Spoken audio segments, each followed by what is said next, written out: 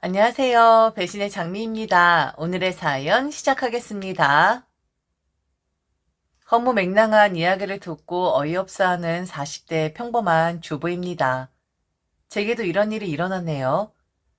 남들에게만 일어나는 일인 줄 알았는데 너무 어이가 없어서 말이 다 나오질 않습니다. 우선 이야기를 하기에 앞서 저희 시누이에 대해 좀 말씀을 드려야 할 것 같아요. 시누이인 같은 여자가 봤을 때도 참 안쓰러운 사람입니다. 아마 요즘 세상에 우리 시누이처럼 사는 사람 없을 거예요. 한 번의 이혼 경험을 안고 있는 사람이었는데 이혼했으면 남자한테 질릴 만도 한데 또다시 결혼을 한 사람이었죠. 그것도 애까지 딸린 사람한테 말이죠. 저는 시누이의 남편 한 번도 본 적이 없습니다. 결혼하고 나서 시누이가 집에 오는 경우는 딱 한 가지였었거든요. 당연히 시누이의 남편은 올 수가 없는 그런 상황이었는데 눈이 시퍼렇게 멍든 상태에서 시댁을 찾아옵니다. 그럼 시어머니는 저희 부부를 호출을 하시죠. 이걸 어떻게 하냐고, 얘가 또 이렇게 멍이 들어왔다고, 속상해 죽을 것 같다고 하면서 저희에게 하소연을 합니다. 저는 시누이가 이혼을 하기를 바랐어요. 시누이를 보면 저건 사람이 사는 게 아닌데 라는 생각을 했었고, 그리고 이혼 한번 해봤는데 두 번 못할 이유도 없는 거잖아요. 그런데 결국엔 또 꾸역꾸역 자신의 집으로 돌아가더군요. 시누이가 찾아오지 않으면 희소식이고 아무 일도 없는 것이다 여겼으면 되었던 것이고 만일 찾아오면 멍이 들었겠거니 큰 문제가 생겨서 오는 거겠거니 하고 여기면 되는 거였었죠. 왜 그렇게 사는지 이해는 되질 않았지만 비단 시누이의 남편 문제뿐만 아니라 시누이의 시어머니 문제도 한몫하는 것 같긴 했었습니다. 시누이는 남편과 10살 이상인 차이가 나는 것으로 알고 있어요. 왜 그런 사람과 결혼을 시켰는지 우리 시어머니도 이해가 가진 않는데 딱 하나 봤다고 했습니다. 인사를 왔을 때 시누이 남편 될 사람이 구두를 현관에 가지런하게 놓더래요. 그거 하나 보고 예의가 있는 사람이구나 생각을 했었다고 했고 그리고 실제로 음성도 그랬다고 하대요.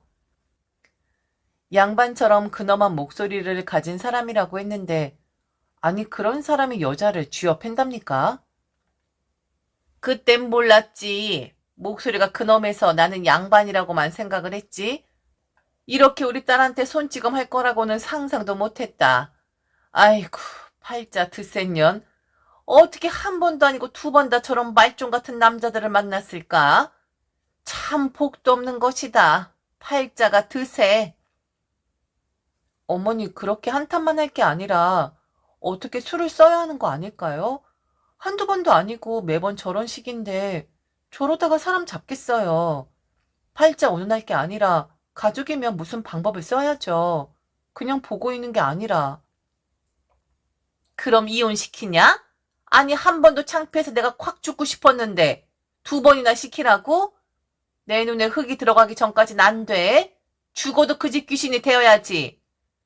여자 팔자가 얼마나 드세면 아니 한 번도 아니고 두 번이나 이혼을 한다니? 너 그런 말 하지도 말아라. 괜히 잘 참고 사는 애 건드리지 말라고. 알았냐? 부모 자격이 없는 시어머니였습니다. 분명 시어머니는 시누이의 안위를 생각하는 것이 아니라 자신이 주변에 어떻게 비춰질지 그걸 먼저 생각하시는 분이었었거든요.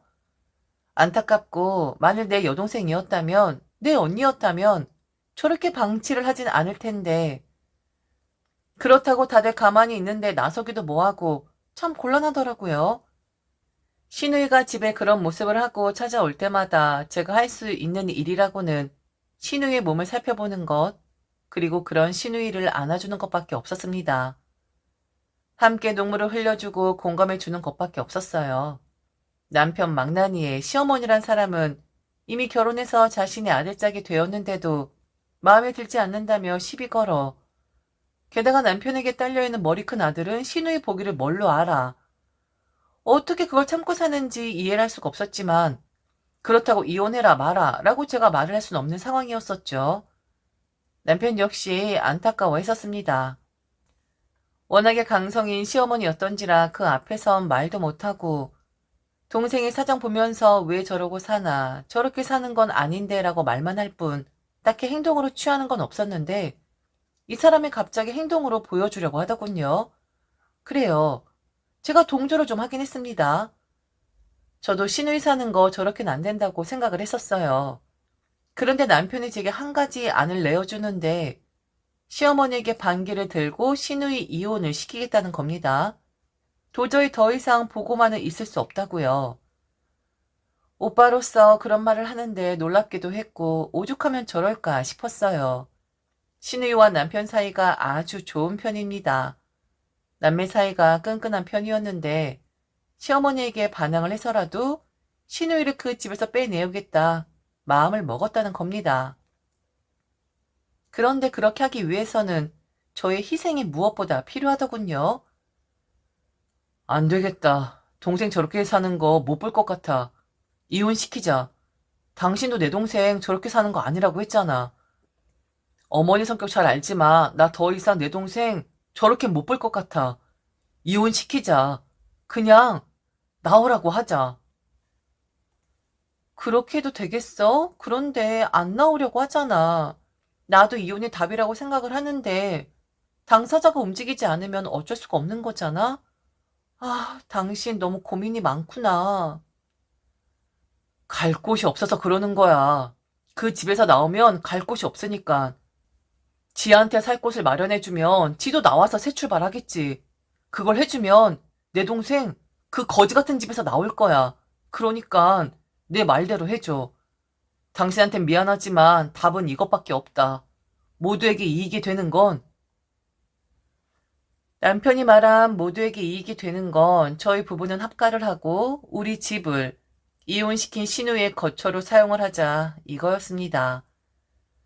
시어머니 당연히 반대를 하실 테니 신우 이혼한다 한들 시어머니 집으로 갈 수 없을 것이고 그렇다고 우리 집으로 들여? 한 집에 성인 3명이 산다는 것도 말이 안 되는 일이었으니까요. 시어머니 심기 건드리면서까지 이혼을 시키는데 진짜 인연을 끊을 생각이 없기에 합가를 해서 우리 부부가 시어머니 어지러운 심기 안정시켜드리고 시누이도 혼자 살면서 살 방도를 마련하게끔 시간을 주자 이거였죠. 남편이 생각해낸 안, 그리고 남편이 행동으로 나서겠다는 것이 바로 이거였습니다. 아주 대단한 여동생 사랑이더군요. 싹싹 빌더라고요. 저한테 쉬운 일 아니라는 거 아는데 딱 한 번만 자신의 뜻을 따라 달랍니다. 시어머니 만만치 않으신 분이지만 그래도 저와는 나름 잘 지내고 있는 분이고 무엇보다 자신의 동생이 불쌍하지 않냐 하대요. 그동안 이혼을 해야 한다. 저렇게 살면 안 되는 것이다. 라고 저 또한 노래를 부르지 않았었냐고. 사람이 말과 행동이 같아야 하는데 마음 먹기 쉽지 않겠지만 저 또한 자기의 생각과 별반 다르지 않을 것이다. 라고 확신을 하더군요. 고민이 되었습니다. 시누이는 이혼을 해야 해요. 그렇게 살면 안 되는 거예요. 그런데 그 이혼을 시키는 과정 중에 멀쩡한 우리 집을 두고 합가를 해야 한다는 것이 생기게 되니 저도 사람인지라 주춤하게 되더라고요. 그러다가 전화를 받게 되었어요. 시어머니셨죠. 시어머니 전화까지 오니 감이 오더군요. 나한테 말하기 전에 이미 자기들은 말이 다 되었구나. 시누이도 시어머니도 다 같이 짜고 지금 합가를 종용하기 위해 전화를 해서 집에 온다고 하는 거구나. 그렇게 생각을 할 수밖에 없었습니다.